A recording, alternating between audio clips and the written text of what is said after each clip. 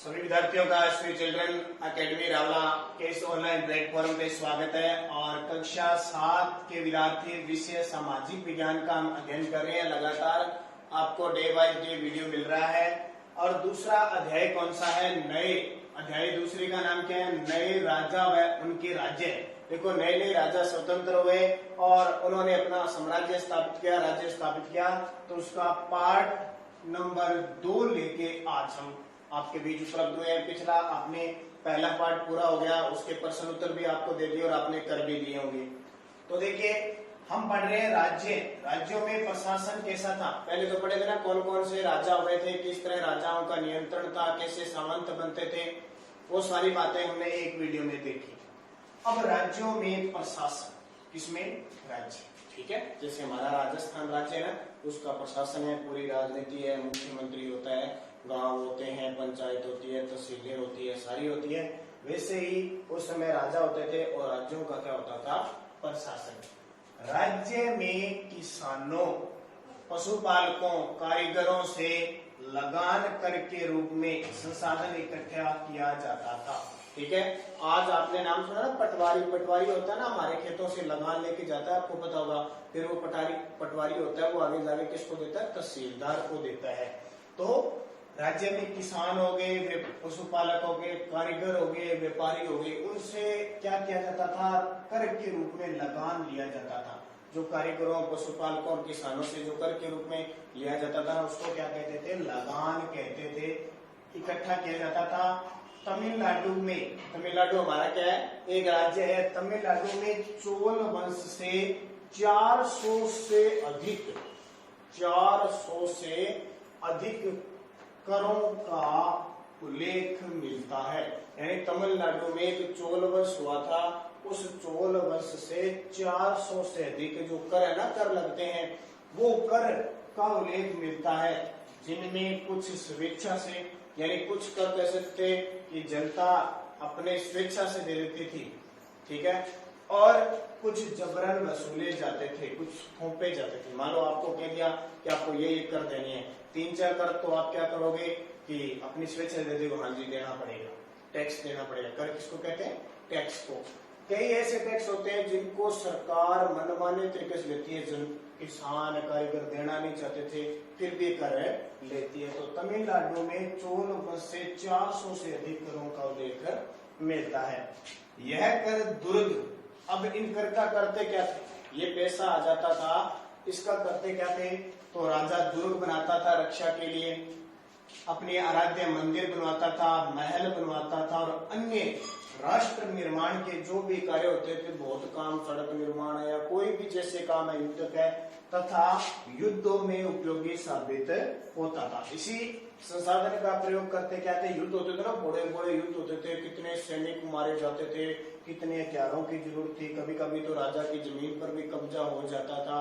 तो इन सब के लिए किसकी जरूरत थी? धन की। और धन किससे लिया जाता था? सारी जनता से लिया जाता था। अब देखो, राजस्व। अब वो धन इकट्ठा करता कौन था? तो राजस्व वसूली। राजस्व वसूली होती है जो कर लिया जाता था ना किसानों से। राजस्व के अंदर सारे आ जाते हैं, अनाज वगैरह जितने थे।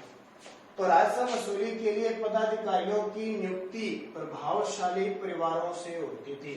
यानी जो राजस्व कर लेते थे, उनके जो पदाधिकारी होते थे, उनकी नियुक्ति कोई बड़े परिवार के लोग होते थे जिनका प्रभाव बहुत था, उन परिवार के अधिकारी ही होते थे, ताकि वो आराम से क्या कर सके? धन वसूल सके।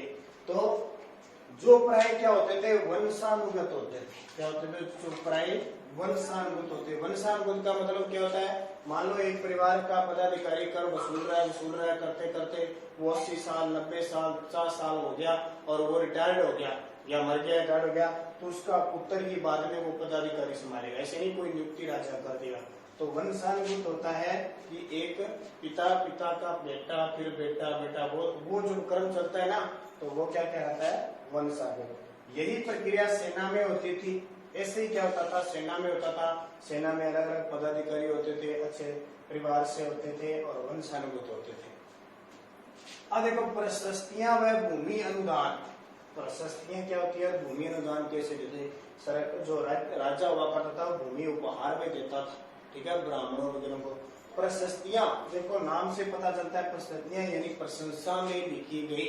ठीक है, राजा के दरबार में कोई कवि होता था, कोई साहित्यकार होता था, वो प्रशंसा में लिखता था।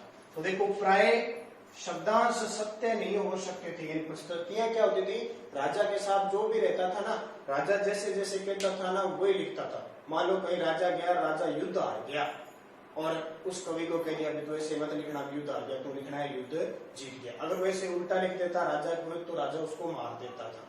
तो राजा की प्रशंसा में जो बात पत्थर पे लिखी जाती थी वो क्या कहलाती है, प्रशस्तियां।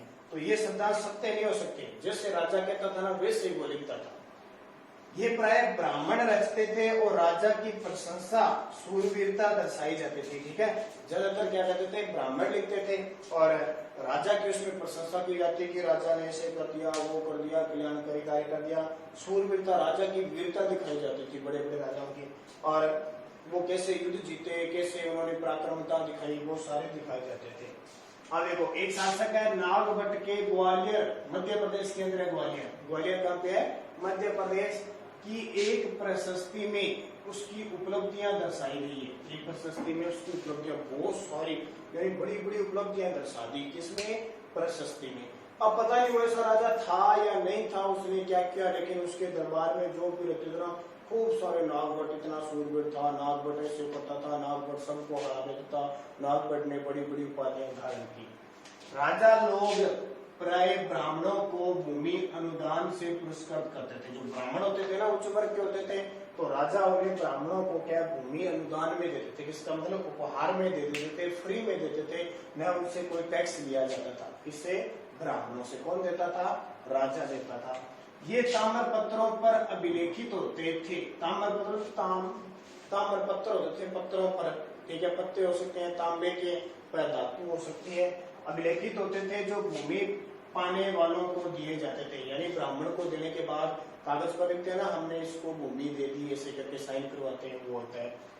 12वीं सदी में कश्मीर के इतिहास पर, 12वीं सदी में कश्मीर के इतिहास पर संस्कृत भाषा के राजतरंगी ग्रंथ लिखा गया। कश्मीर का इतिहास लिखा हुआ है किस भाषा में, संस्कृत भाषा में, 12वीं सदी में राजतरंगी, जिसके रचयिता कलहन थे। इस राजतरंगिणी के रचयिता कौन थे, कलहन थे। इसमें कश्मीर के बारे में ऐतिहासिक घटना का वर्णन है। इसमें जो कश्मीर है, जम्मू कश्मीर, उसके बारे में क्या लिखा हुआ है, ऐतिहासिक घटना लिखी हुई है। ये तो देखो राज्य में प्रशासन हो गई, और देखो राज्य में प्रशासन क्या क्या है।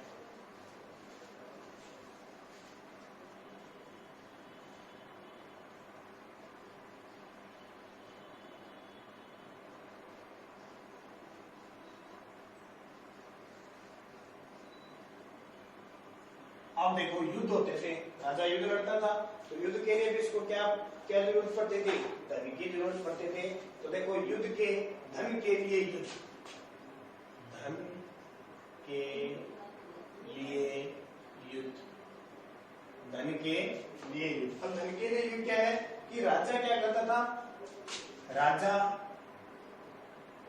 साम्राज्यवादी नीति अपनाता था।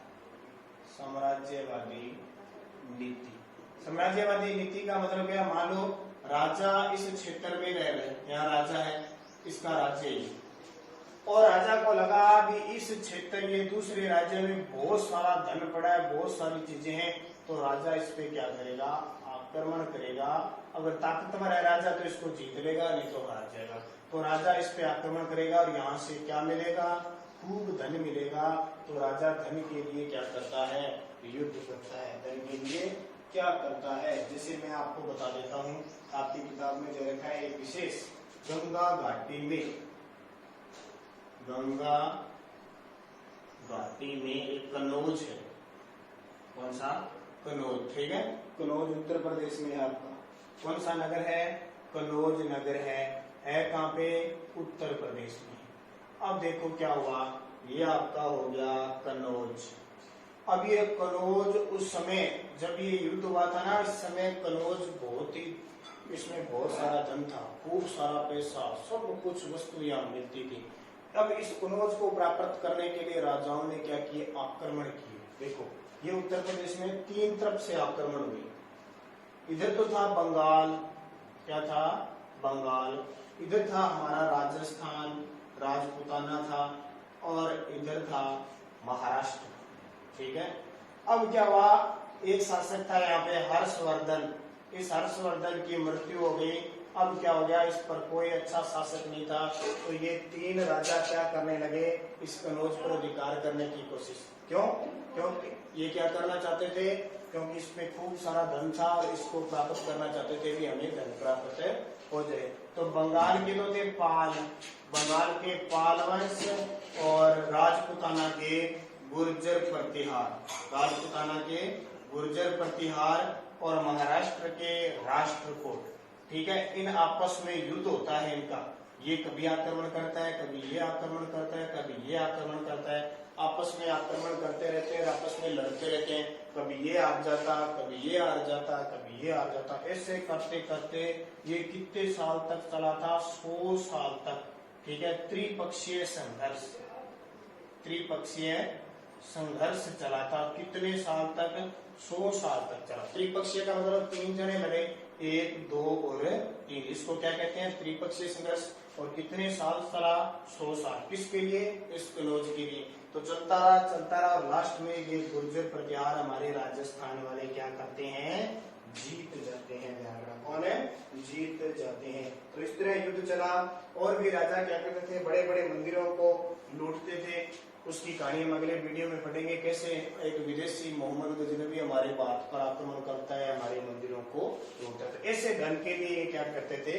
युद्ध करते थे। तो इसको आप किताब में से पढ़ लेना ताकि आपके समझ में आ जाए। कोई भी कहानी है, जैसे कश्मीर, जैसे कश्मीर के इतिहास पर संस्कृत भाषा में राजतरंगिणी लिखी है, ये युद्ध है। राजा क्या करते थे? सामंती व्यवस्था अपनाते थे, राजा सामंतशाही व्यवस्था अपनाते थे। कुछ राजा इन सामंतों के बलबूते चलते थे, कुछ राजा प्रधानमंत्री और कुछ सेनापति के बलबूते अपने दूसरे क्षेत्र पर आक्रमण करते थे।